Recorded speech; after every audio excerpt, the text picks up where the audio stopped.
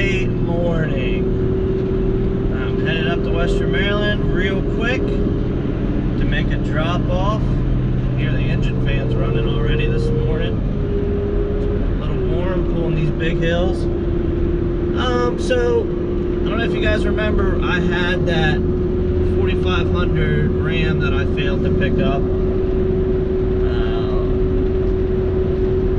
Front axle ended up being broken, didn't run, so I didn't really want to mess with it. For what it was paying, if it would have went straight, would have been worth it, or if it would have ran, would have been more worth it. So with having with the front axle being broken, I don't think it would have really steered correctly on the trailer. It would have been like using chains, using come along or something to get it up there. Wouldn't have been easy. So I was browsing because I've got a lot of room left. But they got that mini truck and a golf cart, so I'm like, man, I got like, I don't know, probably 30 usable feet realistically. Because like this mini truck and a golf cart could probably go like side by side if needed. So I was browsing and I found a tractor and some type of cart. I don't know if it's like a header cart for a grain head or a corn head. I can't really tell what it is from the pictures. Got the dimensions, and it's coming from a farm auction like 20 minutes away from where I'm dropping this van. So I just talked to a lady. That's why I popped on the camera. I just talked to the lady. She said that she's gonna text me the address. That's probably why my phone went off. She's gonna text me the address of where it is, and they had like a liquidation sale. So I don't know if there's gonna be anybody there, and you kind of just come in and get your stuff as you need, or there's, I would assume there would be somebody kind of running like interference so people couldn't steal stuff.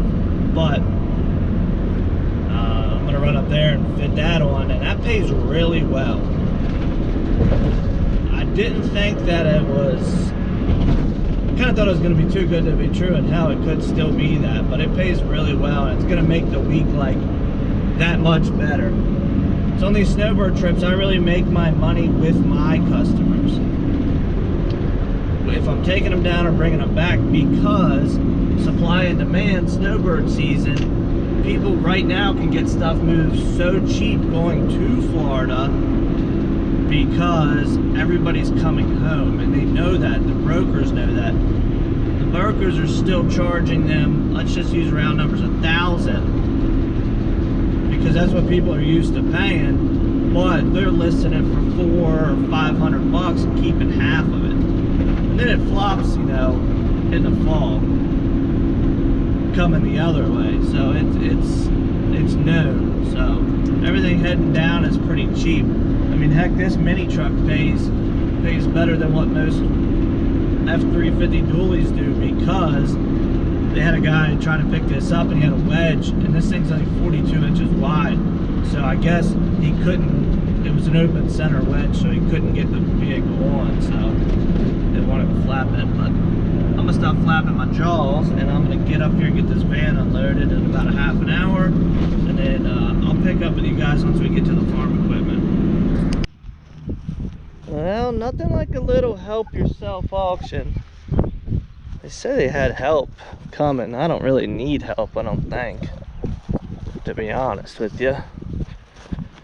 And I think our stuff's gonna be a little smaller than what I thought, which is good. It's gonna have some fun getting some of this stuff out of here. This feed wagon here, I'm sure that's over. Pretty sure those are all over dimensional. This is my John Deere. It's got some gas in the filter. She said she didn't know how much gas was in it. That's coming with us. I'm gonna need a pin to hook to this cart. I'm sorry for the wind. I've got a hitch, but I don't have a pin. Sure I can find a pin somewhere. Rig something up in from the truck. And if we walk over here, sad man, this is just a sellout of this farm. Another family farm going. And I'm pretty sure this is our wagon here, which is gonna be nice because I can, it's probably a couple things I can end up doing if I need to. Probably take it apart, make it shorter if I need, because it's got extra holes. But you see the yellow jackets coming in and out of there. I've got my impact if I need it to make that shorter. I can slide the tongue. So I just need a hitch pin. There's a nice 40-foot. What is that, a load trail? All right, well, let's, I guess, see if the tractor starts and find a pin is step one. There's a lot of equipment around here like that. That's United Rentals. They might have brought that up for the auction. I could use that to move anything I need to. I guess we'll start with this John Deere here. Don't mind me, you got a piece of rental equipment sitting here. I'm gonna use it to load my tractor that won't start.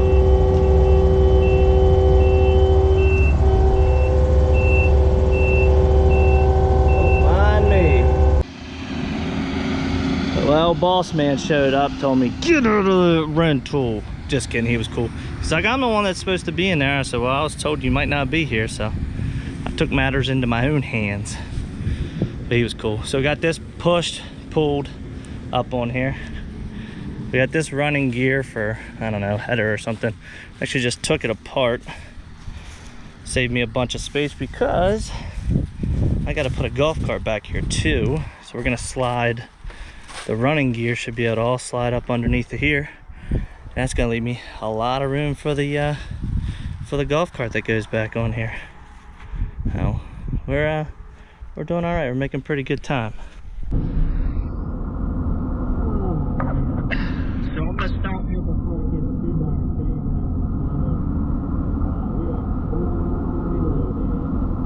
We got a little bit of room left. We can squeeze something in there.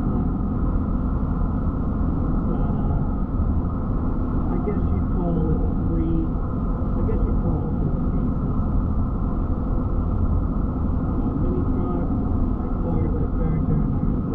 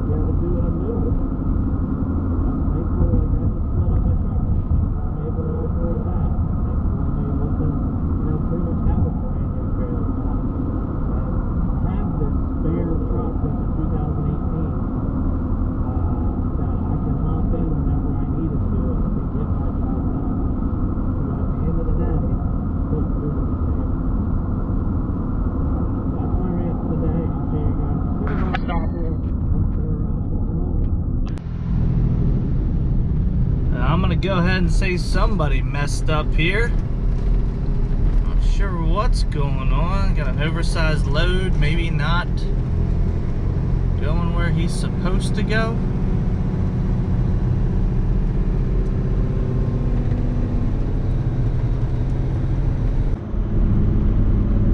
And it is a beautiful day to go trucking. We got our pieces loaded. I'll show you how we had to finagle it, I guess you would call it, so I would have enough room, but all worked out. Got about 200 miles or so to our last piece, which is way down in Virginia. Well, grabbing my shower bag and being able to smell my body wash may not be good. Hope that didn't spill everywhere. Here we are. Mini truck. John Deere. Could not get it started, would not run.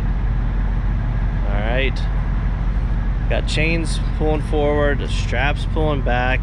I didn't want this thing to twist in the front, and I didn't want to mark up the paint because this thing is actually pretty pristine, so I didn't want to put chains anywhere around there. But around the axle, not a big deal. Alright, here's our cart that we disassembled.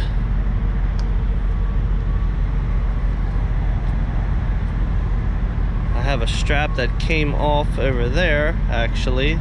Must have just happened. I stopped like 15 minutes ago and checked on this thing. And then we have this golf cart back here. So it's dark out. I don't know how good the light is. I'm gonna have to fix that one strap. I had that to keep these axles for this running gear from bouncing, really. So let me fix that. Oh, I know why. It was on the fender. Let me fix that strap, and then I'm gonna head and try to get a shower. Well, welcome to the backwoods of Florida. Shoo! We made it. We just got the running gear pulled off of here and put back together. You can hear his tractor. He's dragging it up the road to his house. And we're gonna pull this off, and he's just gonna drag it. A little damage to the trailer from the neck of that running gear. There's miscellaneous hardware falling everywhere, and I think that's coming out of that golf cart. I just backed that off so we could get this off. Gonna have to steer it as he pulls, I guess. And then once it gets back to here, he's gonna have to put the bucket up against it and just back up slowly so this thing don't get away. Because being I don't want to be on it because it really doesn't have brakes, and being two tires in the center, they'll turn real quick and that thing will slide right off the side of the trailer. So that is exactly what we don't want to happen. So nice tractor, nice people. Got a little farm operation back here. Neighbor's got a couple horses. There's about 2 miles of this sand type road getting in here. Real soft in spots. He says it hasn't rained, and he can't remember the last time it rained, so everything's super dry, super humid, super sticky. I don't know how people do it, but get this one off, get some money in our pocket. We'll put the I should be cleaning up stuff instead of talking. Put the golf cart back up on here, continue down the road. You said the worst thing here, they got black bears, they've got snakes. What else did he say they get? Occasional alligator. These have like swamps that run down along the side of the road. Occasional alligator, but he said the worst is the fire ants. They damn near killed a lady that lives at the end of the road, he said. I've been bitten by fire ants, and it's no joke. It's not fun at all.